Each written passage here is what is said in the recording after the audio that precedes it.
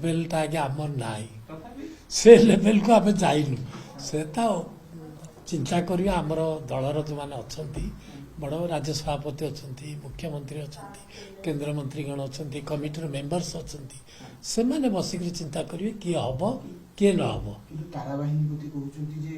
କଂଗ୍ରେସ ଆଉ ବିଜେପି ଆଉ ବିଜେଡି ବିଧାୟକ ମାନେ ଆମ ସହିତ ଯୋଗାଯୋଗରେ ଅଛନ୍ତି ଆଲୋଚନା କରୁଛନ୍ତି ସେମାନେ ସେ କଥା ଜାଣିଛନ୍ତି କି ତାରାବାହିନୀ ପ୍ରତି ଏବେ ଦେହ ଖରାପ ପରେ ସୁସ୍ଥ ରୁହନ୍ତୁ ଭଗବାନ ପାଖରେ ଆମେ ପ୍ରାର୍ଥନା କରୁଛୁ। ତାରାବାହିନୀ ପ୍ରତି ତ ଘରେ ଥିଲେ ଅସୁସ୍ଥ ଥିଲେ ସିଏ ବୋଧେ ବାହାର ଦୁନିଆ ସହିତ ଏକ୍ୱେଣ୍ଟେଡ୍ ନାହାନ୍ତି। ତାଙ୍କ ଦଳର ଅଧିକାଂଶ ସଦସ୍ୟ ଆମ କଣ୍ଟାକ୍ଟରେ ଅଛନ୍ତି ଭାରତୀୟ ଜନତା ପାର୍ଟି ମନମୋହନ ସମ୍ପର୍କ ସାମଲଙ୍କ ସମ୍ପର୍କରେ ଅଛନ୍ତି ଆପଣ ଫୋର୍ଥ କ୍ୟାଣ୍ଡିଡେଟ୍ ଦିଅନ୍ତୁ ଆମେ ଆପଣଙ୍କୁ ସାହାଯ୍ୟ କରୁ। କଂଗ୍ରେସ ବିଧାୟକ ମାନଙ୍କ ସହିତ କଂଗ୍ରେସ ବିଧାୟକ ଆପଣଙ୍କ ସହିତ ଯୋଗାଯୋଗ କରୁଛନ୍ତି ଅଛନ୍ତି ବୋଲି ତ ଆମେ ଶୁଣୁଛୁ ମନମୋହନ ସାମଲଙ୍କର ସମ୍ପର୍କରେ ଏବଂ ମୋହନ ଚରଣ ମାଝୀଙ୍କ ସମ୍ପର୍କରେ ଅଛନ୍ତି ଯେ ଆପଣ ଯଦି ଫୋର୍ଥ କ୍ୟାଣ୍ଡିଡେଟ୍ ଦେଲେ ସେ ଦଳ ଫଳ କ'ଣ ହେଉଛି ହଉ ଆମେ ଆପଣଙ୍କୁ ସାହାଯ୍ୟ କରୁ। ମାନେ କ୍ରସ୍ ଭୋଟିଂ ତାଙ୍କ ପଟୁ ହବ ହଁ ତାଙ୍କ ପଟୁ ହବ ଆମ ପଟୁ କାହିଁକି ହବ। ଭାରତୀୟ ଜନତା ପାର୍ଟି ଗୋଟେ ଶୃଙ୍ଖଳିତ ଦଳ ଭାଇ ଏ ଶୃଙ୍ଖଳା ବାହାରକୁ କେବେ କିଏ ଯାଇନାହାନ୍ତି ଦେଖିଛନ୍ତି କେବେ ଏବେ ନ୍ୟାସନାଲ ପ୍ରେସିଡେଣ୍ଟ ହେଲେ କେବେ ଶୃଙ୍ଖଳା ବାହାରକୁ କିଏ ଯିବାର ଦେଖିଛନ୍ତି ଷ୍ଟେଟ୍ ପ୍ରେସିଡେଣ୍ଟ ହେଲେ ଦେଖିଛନ୍ତି ସାମାନ୍ୟ କାର୍ଯ୍ୟକର୍ତ୍ତା ମଧ୍ୟ ଭାରତୀୟ ଜନତା ପାର୍ଟିର ନିୟମର ପରିଧି ଭିତରେ ରହନ୍ତି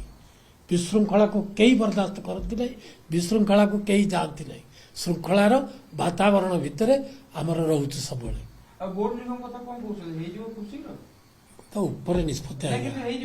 ହଁ ହେଇଛନ୍ତି କହିଥିଲେ ହବ ଆଉ ରାଜ୍ୟ ସଭାପତି ଯିଏ ମନମୋହନ ସାମଲ ଅଛନ୍ତି ମୁଖ୍ୟମନ୍ତ୍ରୀ ଯିଏ ମୋହନ ମାଝୀ ଅଛନ୍ତି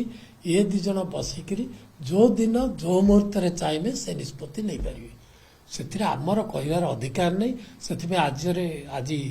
ବସିଛି ଆମର କମିଟି ବସିଛି ସେମାନେ ବସିକି ଚିନ୍ତା କରିବେ ଆମେ କହିବାଟା ଦୁଷ୍ଟତା ହବ। କିନ୍ତୁ ତାଙ୍କର ତାରାବାହିନୀ ପ୍ରତି କହିଲେ କାଲି ସିଏଲପି ନିର୍ଣ୍ଣୟ ଚାମ୍ବରରେ ପିସି ସଭାପତି ଗୋଟେ ରୁଦ୍ଧଦ୍ୱାର କବାଟ କିଳା ବୈଠକ କରିଛନ୍ତି ଯେଉଁଥିରେ ବିଧାୟକ ମାନେ 14 ବିଧାୟକ ଶପଥ ନେଇଛନ୍ତି ଆମେ କଂଗ୍ରେସ ବିଧାୟକକୁ ଦବା ଆପଣଙ୍କ ଦଳରୁ କିଛି ସମର୍ଥନ ଦେବେ ବିଜେଡିରୁ କିଛି କେବେ ସେମାନେ ଶପଥ କରୁନାହାନ୍ତି ଶପଥ କଲାବେଳକୁ ସମସ୍ତେ ଥାଉଛନ୍ତି ଭୋଟ ଦେଲାବେଳକୁ କିଏ ନା କଂଗ୍ରେସ ଥାଉଛନ୍ତି ଏଇଟା ତ ଆଗରୁ ଚାଲିଛି ଏବେ ଚାଲିବ କ'ଣ ଏଥିରେ ନୂଆ କଥା କ'ଣ ଶପଥ କଂଗ୍ରେସର ଏ ଧାରା ସବୁବେଳେ ଚାଲିଛି ପାଷ୍ଟ ଯେତେ ଥର ଦେଖୁଛନ୍ତି ଦେଖନ୍ତୁ। ଆଉ ଗୋଟେ ଅଛି ପ୍ରସଙ୍ଗ ବିଧାନସଭା ଠିକ ଭାବରେ ଚାଲିପାରୁନି ପାଲି ଧାରାରେ ବିରୋଧୀ ଅଭିଯୋଗ କରୁଛନ୍ତି ଯେ ଶାସକ ଦଳ ଜାଣିଶୁଣି ଏମିତି କରୁଛି। ନାଇଁ ବିଧାନସଭାଟା ଚାଲିବା ନ ଚାଲିବା କେବଳ ଗୋଟିଏ ଦଳ ଉପରେ ନିର୍ଭର ନାହିଁ ଆଜ୍ଞା ବିଧାନସଭା ଚାଲିବାକୁ ହେଲେ ଶାସକ ଦଳ ଚଳେଇବ ବିରୋଧୀ ଦଳର ସାହାଯ୍ୟ ଅନିବାର୍ଯ୍ୟ ନିହାତି ଦରକାର କିନ୍ତୁ ଯେଉଁମାନେ ବିରୋଧୀ କରୁଛନ୍ତି ଏବେ ବିରୋଧୀ କରିବା ତାଙ୍କର କାମ କିନ୍ତୁ ମୋର କହିବା କଥା ଯେ ବିରୋଧୀ କରନ୍ତୁ ଯେଉଁଠି ଗଠନମୂଳକ କାମ ହେଉଛି ଗଠନମୂଳକ ପରିସ୍ଥିତି ଆସୁଛି ସେଇଠି ସରକାରଙ୍କୁ ସାହାଯ୍ୟ କରନ୍ତୁ ଅନ୍ୟ ଜାଗାରେ ଯେଉଁଠି ଭାବୁଛନ୍ତି ଆପଣମାନେ ଯେଇଠି ବିରୋଧ କରିବା ଦରକାର ସେଇଠି ବିରୋଧ କରନ୍ତୁ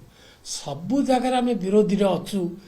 ଭଲ ହେଲେ ମଧ୍ୟ ବିରୋଧ କରିବୁ ଖରାପ ହେଲେ ମଧ୍ୟ ବିରୋଧ କରିବୁ ଆପଣଙ୍କୁ କାଲି ମୁଁ କହୁଥିଲି ଗୋଟେ ମିଡ଼ିଆରେ ଯେଉଁମାନେ ବିଧାନସଭାରେ ବିରୋଧ କରିକିରି କକ୍ଷତ୍ୟାଗ କରିକିରି ବାହାରକୁ ଯାଉଛନ୍ତି ବିଜୁ ଜନତା ଦଳ ଏବଂ କଂଗ୍ରେସ ଦଳର ସଦସ୍ୟମାନେ ଲବିରେ ତ ଆମେ ବସୁଛୁ ସମସ୍ତେ କଥାବାର୍ତ୍ତା କରୁଛୁ ଲବିରେ କହୁଛନ୍ତି ଯେ ଆମର ଇଚ୍ଛା ନାହିଁ କକ୍ଷତ୍ୟାଗ କରିବା ପାଇଁ ତଥାପି ଦଳର ନିଷ୍ପତ୍ତି ଯେତେବେଳେ ଲିଡର୍ସ କହୁଛନ୍ତି ବାଧ୍ୟ ହେଇକିରି ଆମେ କକ୍ଷତ୍ୟାଗ କରୁଛୁ ନିଜର ଇଚ୍ଛା ବିରୁଦ୍ଧରେ ଏମିତି ହେବା କଥା ନୁହଁ। ମୁଁ କାଲି ସେମାନଙ୍କୁ ଅନୁରୋଧ କରୁଥିଲି ନିଜର ମାନବିକତାକୁ ରକ୍ଷା କରିକିରି ନିଜର ବିବେକକୁ ପଚାରନ୍ତୁ ଯଦି ଆପଣଙ୍କର ବିବେକ କହୁଛି କକ୍ଷତ୍ୟାଗ କରିବା କଥା କରନ୍ତୁ ନଥିଲେ କରନ୍ତୁନି ଦଳର କ'ଣ ଆକ୍ସନ୍ ନେଉଛି ନେଉ। ଏବେ ବିଜୁ ଜନତା ଦଳ 2 ଜଣଙ୍କୁ ଦଳରୁ ସସ୍ପେଣ୍ଡ କରିଛନ୍ତି ତାଙ୍କର କିଛି ସେ ଯେଉଁ ଅଛି ପିଲାଟା ଆମର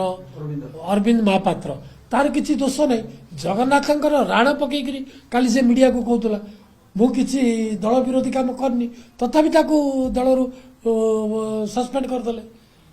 ତାହେଲେ ତମେ ସସ୍ପେଣ୍ଡ ହେଇଗଲେ କ'ଣ ହେଇଗଲା ସିଏ ତ ସସ୍ପେଣ୍ଡ ହେଇକିରି ବର୍ତ୍ତମାନ ଓଡ଼ିଶାର ମାନଚିତ୍ରରେ 1 ନମ୍ବର ହେଇକି ରହିଲା ନା ନାଇଁ କରନ୍ତୁ ଗୋଟେ କେତେ ସସ୍ପେଣ୍ଡ କରିବେ ଏତେ ରାତି ପାଇଲେ 5-7 ଜଣଙ୍କୁ ସସ୍ପେଣ୍ଡ କରୁଛନ୍ତି ଲାଷ୍ଟକୁ ହେଇଯିବ ନବୀନ ପଟ୍ଟନାୟକ ଆଉ 2-4 ଜଣ ତାଙ୍କର ଥିବେ ଆଉ ପାଖରେ ତାଙ୍କର କେହି ନଥିବେ ଆଜ୍ଞା ବିଜୁ ଜନତା ଦଳର ଭବିଷ୍ୟତ ବିଗ୍ ଜିରୋ ବିଗ୍ ଜିରୋ କିଛି ନଥିବ ଭବିଷ୍ୟତରେ ଆଉ ଯେଉଁ ଲାଇନରେ ଚାଲିଛି ବର୍ତ୍ତମାନ ଏ ଲାଇନରେ ଯଦି ଚାଲନ୍ତି ତାଙ୍କର ଯଦି ଭଗବାନ ପାଖେ ପ୍ରାର୍ଥନା କରୁଛି ନବୀନ ପଟ୍ଟନାୟକର ଯେଉଁ ନାଟକ ଚାଲିଛି ବିଜୁ ଜନତା ଦଳରେ ଯେଉଁ ପଇସା ପାଇଁ ହ୍ୱାଇଟ୍ ମନି ଏବଂ ବ୍ଲାକ୍ ମନିର ସଂଘର୍ଷ এইটাକୁ ବନ୍ଦ ହେଇକରି ଦଳ କେମିତି ଟିଷ୍ଟିକି ରହୁ ସେ ଦଳ ଟିଷ୍ଟିକି ରହିଲେ ଆମର ଲାଭ ଆମର ନେତାଗଣ ଚାହୁଁଛନ୍ତି ଯେ ବିଜୁ ଜନତା ଦଳଟା ଟିକେ ରହୁ କିଛି ଦିନ କାହିଁକି ଆଉ ଚାହୁଁଛନ୍ତି ତ ନେତୃବୃନ୍ଦ ବିଜୁ ଜନତା ଦଳଟା ଥାଉ ବୋଲି ଯେଉଁ ମୁହୂର୍ତ୍ତରେ ମନମୋହନ ସାମଲ ଏବଂ ମୋହନ ମାଝୀ ଚାହିଁବେ ଯେ ଆଜି ବିଜେଡିର ଆବଶ୍ୟକତା ନାହିଁ ଓଡ଼ିଶା ପାଇଁ ସେଦିନ ବିଜେଡି ଫାଳଫାଳ ହେଇଯିବ ବିଜେଡି ରହିବାର ଚାନ୍ସ ନାହିଁ କେବଳ ମନମୋହନ ସାମଲ ଏବଂ ମୋହନ ମାଝୀଙ୍କ ଦୟାରେ ବିଜେଡି ଚାଲିଛି ଆଜି